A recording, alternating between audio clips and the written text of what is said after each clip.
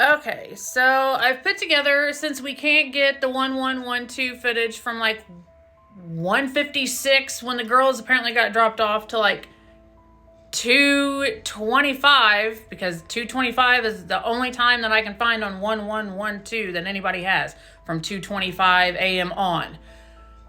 But here's the thing. So with me, like, okay, so like everybody has been listening to these psychics and stuff. Well, my ability has always been like, it's not like voices in my head. So no, I'm not fucking schizophrenic. It's more like just an annoying thought, and it's always like usually at night or like right when I'm like waking up.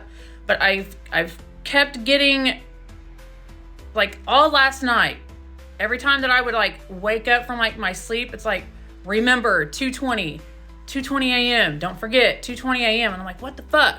So it was like, and it was like SG 220. So like, I don't know if it was just like trying to like give me like some confirmation on like what the 220 was for. So like the Idaho case, but I went on to Linda Lane and I found the 220 footage from there.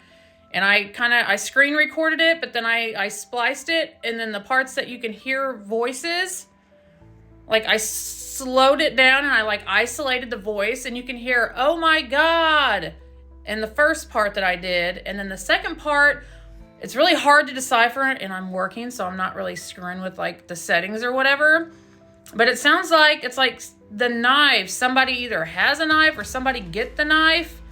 I don't know, but it's really freaking loud. And it's like in between 2:20 and 2:22. So I don't know.